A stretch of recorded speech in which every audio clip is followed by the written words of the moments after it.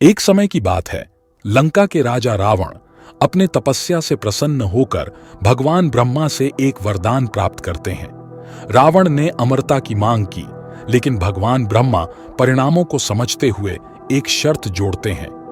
रावण को देवताओं, राक्षसों, प्रेतों, सर्पों, पौराणिक प्राणियों या देवस्त्रियों द्वारा मारा नहीं जा सकता था।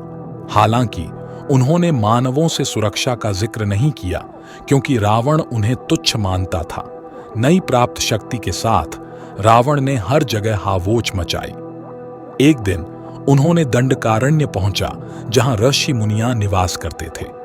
उन्हें हानि नहीं पहुंचाने के लिए रावण ने एक चालाकी से योजना बनाई।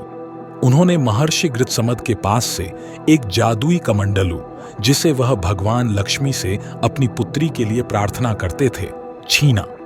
गृत्समद रोजाना पूजा पाठ करते थे, कमंडलू में दूध की बूंदें चढ़ाते थे। रावण ने उस कमंडलू को अपने खून से भरकर लंका ले जाया। वापस लौटने पर रावण ने कमंडलू को अपनी रानी मंदोदरी को सौंपा और कहा कि इसे किसी को न दें और सुरक्षित रखें।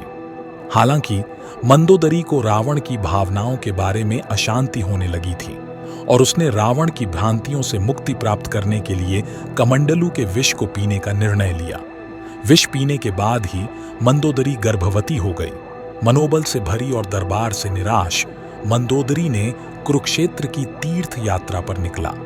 वहां पहुंचकर उसने एक बच्ची को जन्म दिया, लेकिन सामाजिक नियमों के कारण उसने उसे मिट्टी के पैदली में दफन कर दिया। इसी बीच मिथिला के राजा जनक ने कुरुक्षेत्र में हल चलाने का कार्यक्रम आयोजित किया। जब उन्होंने भूमि में हल चलाया, उन्होंने एक मछलीदान में बच्ची को पाया। जब वह बच्ची को मछलीदान से बाहर निकाला, आसमान से फूलों की वर्षा होने लगी और एक दिव्य आवाज ने कहा कि यह लड़की राजा जनक के द्वारा उनकी संतान के रूप में पाली जाएगी। राजा ने इस लड़की को सीता कहा, जिससे सिद्ध हुआ कि वह खेत से मिली थी। सीता संस्कृत में फूरिया का मतलब है। सीता ने मिथिला में अपनी असली उत्पत्ति के बारे में जानकर नहीं बढ़ाया था। वह अपनी सुंदरता, धर्म और बुद्धिमत्ता के लिए प्रसिद्ध हुई।